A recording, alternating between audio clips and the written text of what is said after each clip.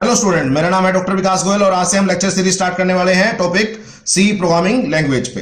तो होपफुली आपने अपने सिलेबस में इसको पढ़ा होगा, थोड़ा बहुत इसके बारे में जानते भी होंगे, बट हम बिल्कुल जीरो से इसको स्टार्ट करेंगे so that you will be comfortable enough with the C programming.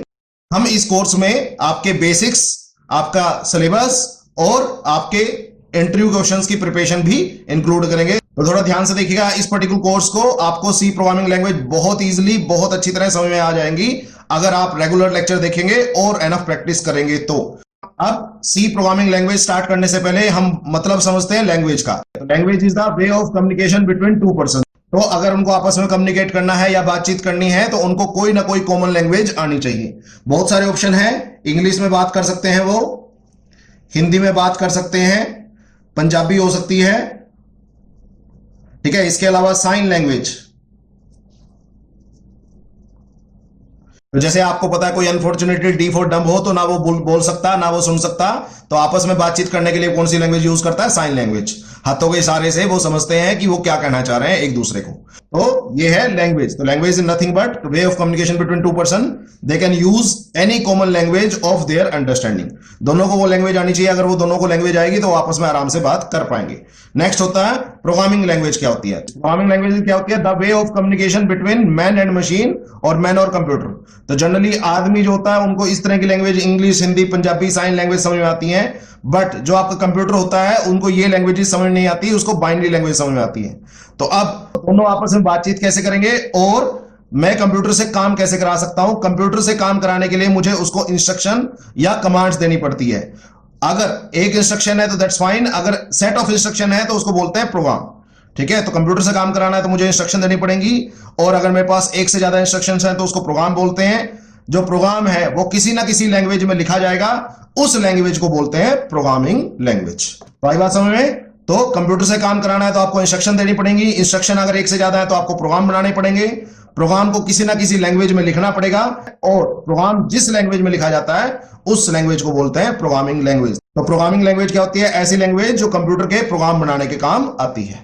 Hopefully कोई डाउट नहीं होगा। लैंग्वेज का मतलब दो बंदों के बीच में कम्युनिकेशन, और प्रोग्रामिंग लैंग्वेज का मतलब किसी भी आदमी और कंप्यूटर के बीच की कम्युनिकेशन, ठीक है। तो होपफुली अब आपको लैंग्वेज और प्रोग्रामिंग लैंग्वेज में फर्क समझ में आ गया होगा, ठीक है। नेक्स्ट है C programming language was developed by Dennis M Ritchie at AT&T Bell Labs, USA में सिचुएटेड है ये, और इन ईयर 1972।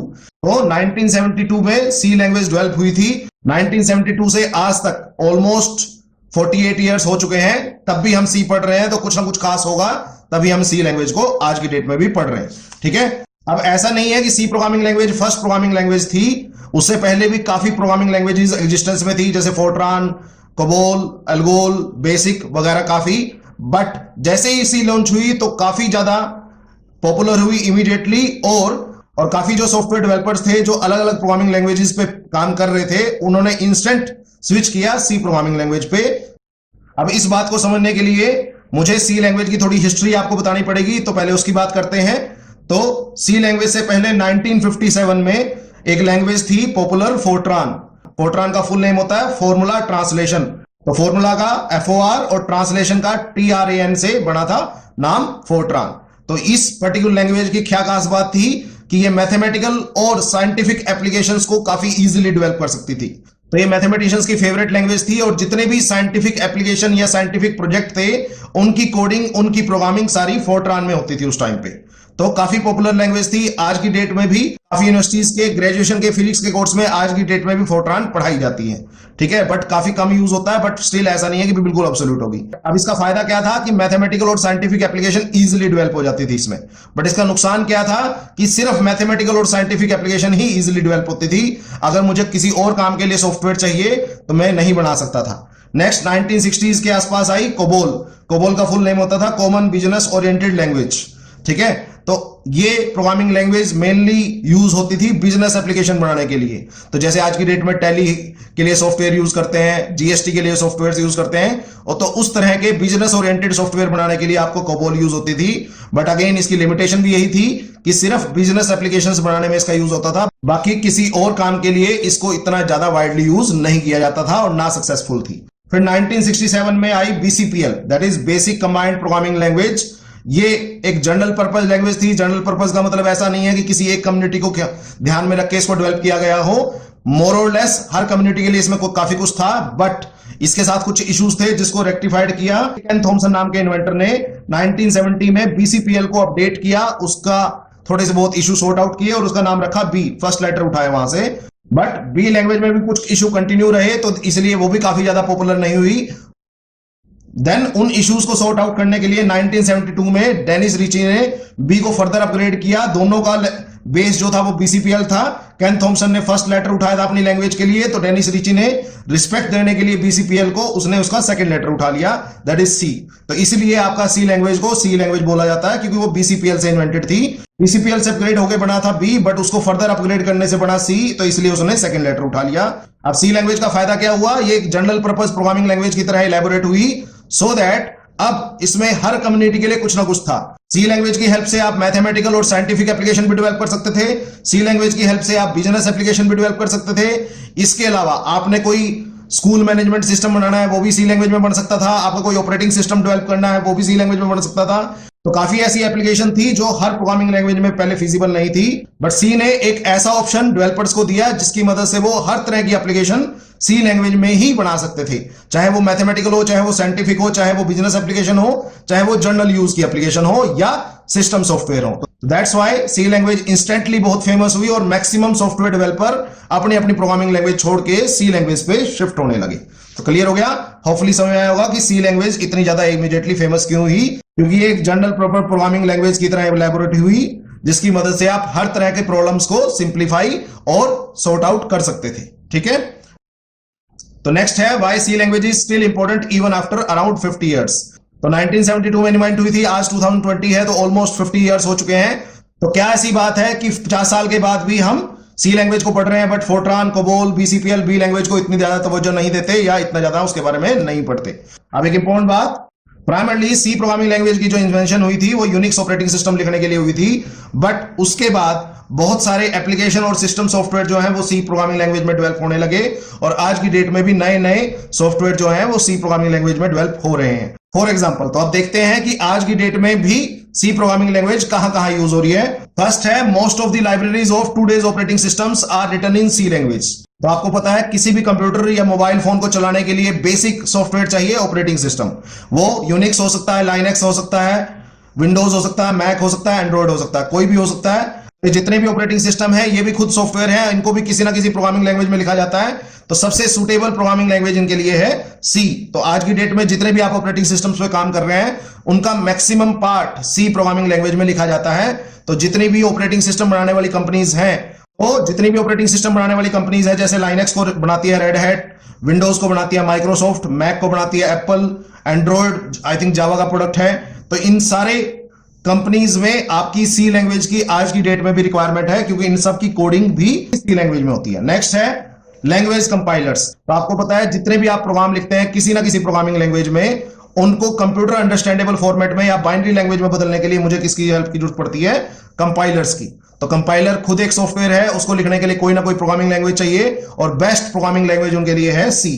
तो सी, सी प्लस प्लस, जावा, सी शार्प, इन सब के कंपाइलर भी सी लैंग्वेज में लिखे हुए हैं। तो थर्ड है डेटाबेस सॉफ्टवेयर बनाने में। आपको पता है कोई भी आपने काम करना है, प्रोसेसिंग करनी है, उसके लिए डेटा की जरूरत पड़ती है और डेटा स्टोर होता है डेटाबेस में, और उस डेटाबेस को एक्सेस करने के लिए मेरे पास सॉफ्टवेयर होते हैं, that is called as database management systems such as Oracle और MySQL।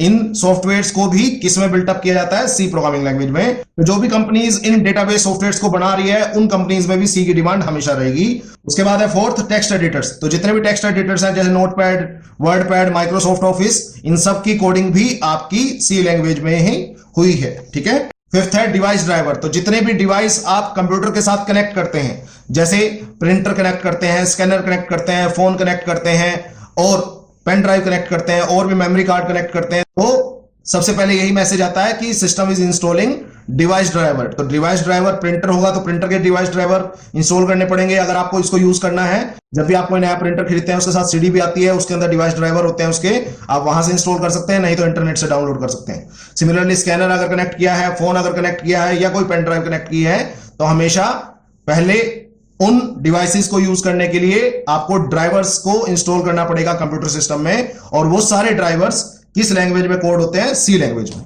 क्लियर हो गया? उसके बाद सिक्स्थ है major part of web browsers. तो आज की डेट में जितने भी आप वेब सर्फिंग करते हैं, जनरली गूगल क्रोम पे करते हैं, इंटरनेट एक्सप्लोरर पे करते हैं, मोजिला फायरफॉक्स पे करते हैं, बहुत सारे आपके पास वेब ब्राउजर हैं। ये सब वेब ब्राउजर भी सॉफ्टवेयर्स हैं और इनकी कोडिंग भी किसी ना किसी प्रोग्रामिंग लैंग्वेज में होती है, बट जो बेस्ट सूटेड प्रोग्रामिंग लैंग्वेज है इन वेब ब्राउजर की कोडिंग करने के लिए दैट इज सी। तो देख सकते हैं आज की डेट में भी सी कितनी ज्यादा यूज हो रही है। इसके अलावा जितने भी वायरसेस बनते हैं और एंटीवायरसेस बनते हैं वो सारे के सारे उनकी कोडिंग भी सी लैंग्वेज में होती है। नेक्स्ट है रोबोटिक्स में। तो इलेक्ट्रॉनिक्स इंजीनियर के लिए काफी बड़ा फील्ड है, काफी ग्रोइंग फील्ड है फ्यूचर में। तो रोबोटिक्स में भी आपकी सी लैंग्वेज यूज होती है। रोबोट की जितनी भी फंक्शनिंग होती है उन सब की कोडिंग प्राइमरली सी लैंग्वेज में कराई जाती है।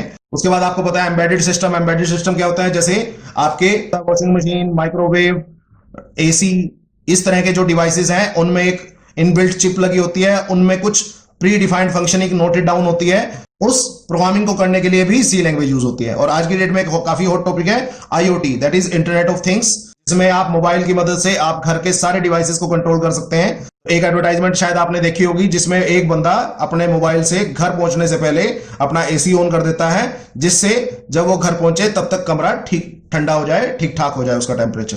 तो ये सारा कंसेप्ट यूज होता है आजकल आईओटी में। तो काफी हॉट ग्रोइंग फील्ड है। ठीक है। उसके बाद ग्राफिक पैकेजेस जितने भी बनते हैं लैंग्वेज में कोड किए जाते हैं। ठीक है। तो होपफुली अब तक का लेक्चर समझ में आया होगा। स्टिल कोई पॉइंट ऑफ डाउट होगा तो पूछ लीजिएगा। तो आज के लेक्चर में हमने कुछ इंपॉर्टेंट क्वेश्चंस कवर किए हैं इंटरव्यू पर्पस के लिए और नॉलेज पॉइंट ऑफ व्यू से। फर्स्ट की प्रोग्रामिंग लैंग्वेज क्या होती है, प्रोग्रामिंग लैंग्वेज किसको कहते हैं। तो नेक्स्ट सेकंड सी लैंग्वेज को सी लैंग्वेज क्यों कहते हैं, काफी पूछा जाता है, ध्यान रखिएगा। क्योंकि बीसीपीएल को अपग्रेड करके बी लैंग्वेज बनी और बी लैंग्वेज को अपग्रेड करके सी लैंग्वेज बनी। तो उन्होंने रिस्पेक्ट देने के लिए बीसीपीएल के इन्वेंटर को फर्स्ट बंदे ने बी उठा लिया, फर्स्ट लेटर उठा लिया, और सेकंड बंदे ने सेकंड लेटर उठा लिया, that is C. Okay. Third की सी लैंग्वेज को इंस्टेंट गुड रिस्पॉन्स क्यों मिला और मैक्सिमम सॉफ्टवेयर डेवलपर सी की तरह क्यों मूव करे। तो मैंने बताया था कि सी एक जनरल पर्पस प्रोग्रामिंग लैंग्वेज है जिसकी मदद से आप हर तरह का सॉफ्टवेयर सी लैंग्वेज में डेवलप कर सकते थे। उससे पहले जो लैंग्वेजेस थी जैसे फोर्ट्रान थी वो सिर्फ मैथमेटिशियंस और साइंटिस्ट के काम आती थी, कबोल थी वो सिर्फ बिजनेसमैन के काम आती थी। बट फर्स्ट लैंग्वेज सी ऐसी थी जो हर कम्युनिटी के लिए कुछ ना कुछ उसके पास था और हर कम्युनिटी के लिए काम आती थी। तो फोर्थ क्वेश्चन बनता है कि 50 साल हो गए ऑलमोस्ट तब भी हम सी पढ़ रहे हैं, तो ऐसा क्या खास बात है सी में। तो मैंने आपको बताया काफी ज्यादा आज की डेट में भी इसको यूज किया जाता है। तो होपफुली ये फर्स्ट लेक्चर समझ में आया होगा। स्टिल कोई पॉइंट आउट डाउट होगा तो पूछ लीजिए। आप व्हाट्सएप कर सकते हैं, कमेंट कर सकते हैं और लाइव क्लासेस में भी पूछ पाएंगे। ठीक है। आज के लिए इतना ही। नेक्स्ट लेक्चर में मिलते हैं। नेक्स्ट लेक्चर में हम कवर करेंगे सी प्रोग्रामिंग लैंग्वेज के फीचर्स। हम थोड़ा बेसिक से स्टार्ट कर रहे हैं so that you will get confident in C programming language. ठीक है। ओके।